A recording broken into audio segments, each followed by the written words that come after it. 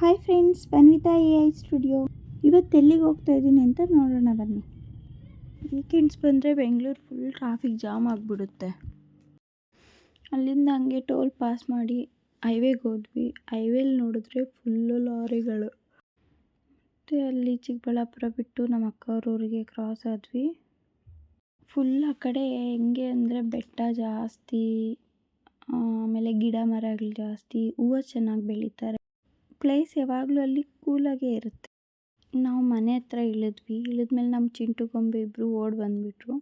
ಅವಳು ನಮ್ಮಮ್ಮ ಬರ್ತಾಳೆ ಕರ್ಕೊಂಡು ಹೋಗ್ತಾಳೆ ಅಂತ ಅಂದ್ಕೊಂಡ್ಳು. ಬಟ್ ನಾನು ಹೋಗೋದು ಸ್ವಲ್ಪ ಲೇಟ್ ಆಯಿತು ಅಂತ ಅಂದ್ಬಿಟ್ಟು ನೋಡಿದ್ರೆ ಅವಳೇ ಮೆಟ್ಲು ಇಳಿದ್ಬಿಟ್ಟು ಬರ್ತಾ ಇದ್ದಾಳೆ. ಯಾಕೆ ನಮ್ಮ ಅಪ್ಪ ಅಮ್ಮ ಬಂದಿಲ್ಲ ನನ್ನನ್ನು ಕರ್ಕೊಂಡು ಹೋಗೋಕ್ಕೆ ಅಂದ್ಬಿಟ್ಟು. ಆಮೇಲೆ ಸರಿ ಅಂದ್ಬಿಟ್ಟು ಹೋದೆ. ಆಮೇಲೆ ಅವಳನ್ನ ಎತ್ಕೊಂಡು ಅವ್ರ ಅಪ್ಪ ಹತ್ರಕ್ಕೆ ಹೋಗ್ಬಿಟ್ಲು. ಆಮೇಲೆ ಹಿಂದಿನ ದಿನ ಅವಳು ಫೋನ್ ಮಾಡಿ ನಮ್ಗೆ ಹೇಳಿದ್ಲು, ನಮ್ಮ ಅಕ್ಕ ಫೋನಿಂದ, ನನಗೆ ವಾಟ್ರ್ ಬಾಟ್ಲ್ ಬೇಕು ತೊಗೊಂಬನ್ನಿ ಅಂತ.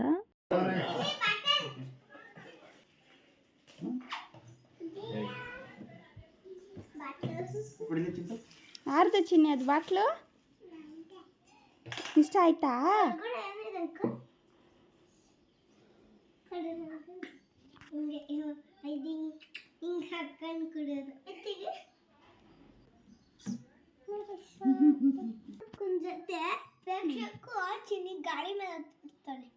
ಹೌದಾ, ಬೇಕವದೆ ನಿನಗೆ? ಹಾಂ, ಕೊಡು ನಂದು ಬಾಟ್ಲು, ಕೊಡು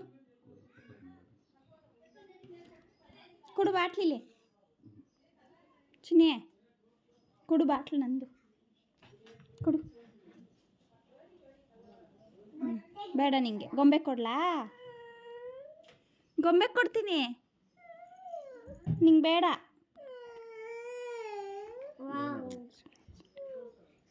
ನಿಂಗಲ್ಲ, ಗೊಂಬೆಗೆ. ಚಿಂಟು ನಿಂಗೆ ಕೊಡ್ತೀನಿ, ಚಿಂಟು ಹಿಂಗ ಚಿಂಟು.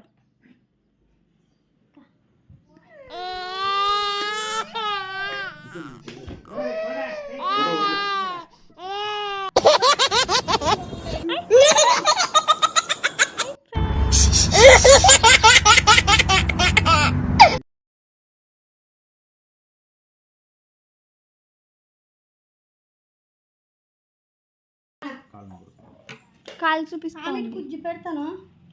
అవి వద్దుడే నాకు గొంబె బాగా నీళ్ళు కారుతాయి ఆడలేక ఇది ఎత్తి ఆశ ఇది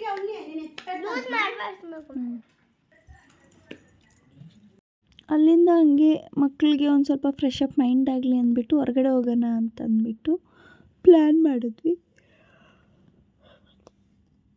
ಆಮೇಲೆ ಮಾಡಿದ್ಮೇಲೆ ನಮ್ಮ ಚಿಂಟು ಅವ್ರ ಸ್ಕೂಲ್ ಹತ್ರ ಹೋಗೋಣ, ನಮ್ಮ ಸ್ಕೂಲ್ ಹತ್ರ ಗೇಮ್ಸ್ ಎಲ್ಲ ಇದ್ದಾವೆ ಆಡೋಣ ಅಂತಂತಂದರು. ಸರಿ ಓಕೆ ಅಂತ ಹೋದ್ವಿ. ಆಮೇಲೆ ನೋಡಿದ್ರೆ ನಮ್ಮ ಚಿನ್ನಿಗೆ ಒಂದು ಫೋಸ್ ಕೊಡೆ ಅಂತಂತಂದರೆ ಬರೀ ಕಣ್ಣು ಮಿಡ್ಸ್ಕೊಂಡು ಬಾಯಿ ತಗೊಂಡು ಚೇಷ್ಟೆ ಮಾಡಿಕೊಂಡೇ ಇದ್ಲು. ನಮ್ಮ ಗೊಂಬೆ ಡಿಸೆಂಟಾಗಿ ಕುತ್ಕೊಂಡಿದ್ಲು ಅವಳ ಪಾಡುಗಳು. ಇವಳು ಮಾತ್ರ ಕಣ್ಣು ಮಿಟ್ಕರಿಸ್ಕೊಂಡು ನನಗೆ ಮುತ್ತು ಕೊಟ್ಕೊಂಡು ಇದ್ಲು. ಅಷ್ಟು ಬೇಗ ಕೆರೆ ಸಿಕ್ತು.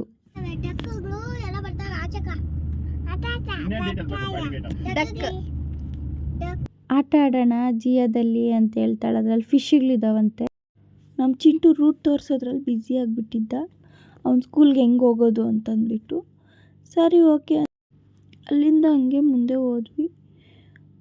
ಆಮೇಲೆ ಅವ್ನು ರೂಟ್ ಕರೆಕ್ಟಾಗಿ ತೋರಿಸ್ತಾ ಇದ್ದಾನೆ ಅನ್ನಿಸ್ತು. ಆಮೇಲೆ ಸರಿ ಓಕೆ ಅಂತ ಹಂಗೆ ಇದ್ದು, ಇನ್ ಕೇಸ್ ಏನಾದ್ರು ಸ್ಕೂಲ್ ತೆಗ್ದಿಲ್ಲ ಅಂತಂದರೆ ಏನು ಮಾಡೋದು ಅಂದ್ಕೊಂಡಿದ್ವಿ. ಆಮೇಲೆ ಈಶಾ ಫೌಂಡೇಶನ್ ಕಾಣಿಸ್ತು ನಮಗೆ. ಈಶಾ ಫೌಂಡೇಶನ್ ನಾನು ಯಾವತ್ತೂ ಹೋಗಿರಲಿಲ್ಲ. ಸರಿ ಓಕೆ ಅಂತಂದ್ಬಿಟ್ಟು ಅಲ್ಲೇ ನಮ್ಮ ಅಕ್ಕ ಅವ್ರ ಊರ ಹತ್ರನೇ ಅದು ಈಶಾ ಫೌಂಡೇಶನ್ ಇರೋದು. ಸರಿ ಅಂತಂದ್ಬಿಟ್ಟು ಸ್ವಲ್ಪ ಅವ್ರಿಗೂ ಮಕ್ಕಳಿಗೆಲ್ಲ ಮೈಂಡ್ ಫ್ರೆಶ್ ಆಗುತ್ತೆ ಅಂತಂದ್ಬಿಟ್ಟು ಹೊರಗಡೆ ಹಂಗೆ ಕರ್ಕೊಂಡು ಹೋದ್ವಿ. ನಾವು ಹೋಗ್ತಾ ಇದ್ದಂಗೆ ನಮ್ಮ ಚಿಂಟು, ನಾನು ಆಲ್ರೆಡಿ ಬಂದಿದ್ದೀನಿ, ನಾನು ನೋಡಿದ್ದೀನಿ, ಸ್ಕೂಲ್ ಟ್ರಿಪ್ ಕರ್ಕೊಂಡು ಬಂದಿದ್ದರು, ಅವ್ನು LKG ಇದ್ದಾಗ ಕರ್ಕೊಬಂದಿದ್ರಂತೆ ಅವನಿಗೆ. ಅದಕ್ಕೆ ಸ್ಟೋರಿ ಹೇಳ್ತಾ ಇದ್ದ. ನಾನು ಬಂದಿದ್ದೀನಿ ಅವ್ರ ಅಂಕಲ್ಗೆಲ್ಲ ಸ್ಟೋರಿ ಹೇಳ್ಕೊಂಡು ಬರ್ತಿದ್ವಿ. ಅದಕ್ಕೆ ಚಿನ್ನಿ ಹೇಳಿದ್ಲು, ಅಮ್ಮ ನನ್ನ ಕಾಲು ಫೋಟೋ ತೆಗಿ ಅಂತ ಅಂದ್ಬಿಟ್ಟು ಹೇಳ್ತಾಳೆ. ಆಮೇಲೆ ಹಂಗೆ ಹೋಗ್ತಾ ಇದ್ವಿ. ಅವರೆಲ್ಲ ಒಂದು ಪೋಸ್ ಕೊಡಿ ಅಂತಂದರೆ ಇಲ್ಲಿ ಸರಿಯಾಗಿ ಫೋಟೋ ತೆಗಿಯೋಕ್ಕಾಗಲಿಲ್ಲ ಅವ್ರದ್ದು, ಯಾಕಂದರೆ ಅದು ಕರುಸ್ ಬೇರೆ ಇತ್ತು, ಮಕ್ಕಳು ಬೇರೆ ಇದ್ರಲ್ವ ಜೊತೆಯಲ್ಲಿ, ಅದಕ್ಕೋಸ್ಕರ ತೆಗಿಲಿಲ್ಲ. ಆಮೇಲೆ ಸ್ವಲ್ಪ ಸ್ಲೈಟಾಗಿ ನನಗೆ ಅವ್ರಿಗೆ ಫುಲ್ಲು ಖುಷಿ ಆಗಿಬಿಡ್ತು ಹೊರ್ಗಡೆ ಕರ್ಕೊಂಬಂದಿದ್ದಕ್ಕೆ. ಎಲ್ಲೋ ಕರ್ಕೊಬಂದ್ಬಿಟ್ಟಿದ್ದಾರೆ ಅಂತ ಅಂದ್ಬಿಟ್ಟು ಫುಲ್ ಹ್ಯಾಪಿಯಲ್ಲಿ ಆಟ ಆಡಿಕೊಂಡು ಬಂದರು. ಆಮೇಲೆ ನಾವು ಹೋಗ್ತಾ ಇದ್ದಂಗೆ ನಮಗೆ ಅಲ್ಲಿ ಸ್ವಲ್ಪ ಡೌನಲ್ಲಿ ಅಲ್ಲೇ ರೋಡ್ಗೆ ಸ್ವಲ್ಪ ಕಾಣಿಸುತ್ತೆ. ಓಕೆ, ಈಶಾಮೂರ್ತಿ ಅಂದರೆ ಸುತ್ತು ಬೆಟ್ಟ ಇದೆ, ಮಿಡಲ್ ಸೆಂಟ್ರಲ್ಲಿ ಈಶಾ ಇರೋದು.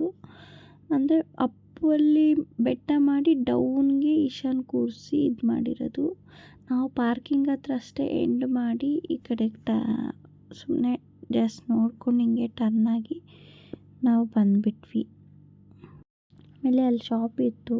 ಮಕ್ಕಳಂದರೆ ತುಂಬ ಆಸೆ ಪಡ್ತಾರಲ್ಲ ಆಟ ಸಾಮಾನು ಅಂದರೆ, ಅದಕ್ಕೆ ಒಂದ್ಸಲ ಇರಲಿ ಅಂತ ಕರ್ಕೊಂಡು ಹೋದ್ವಿ. ಕೈಗೆ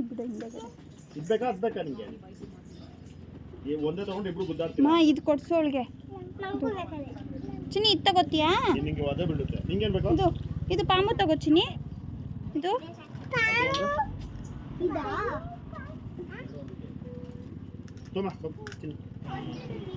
ಏನು ಬೇಕು ಚಿನ್ನಿ?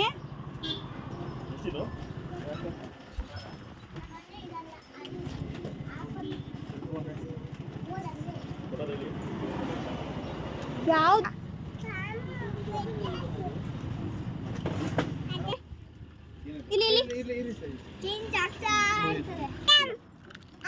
ಹ್ಞೂ ಅದಿಡ್ಕೊ ಪಾಮು ಇರಲಿ. ಇದು ತಗೋ, ಇಲ್ಲಂದ್ರೆ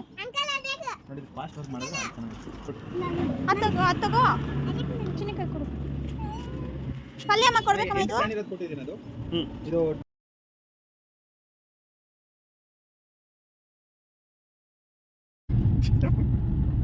ಇಲ್ಲಿ ನೋಡು, ನೀನು ನೋಡಿಸ್ತಾ ಇದೀಯಾ? ಅಯ್ಯೋ ಸೂಪರ್ ಚಿನ್ನಮ್ಮ. ಅಂಕಲ್ ಅಂದ್ರೆ ಪಪ್ಪ ಇದಾರಮ್ಮ ಅಲ್ಲಿ ಹೇಳಿ. ನಾನು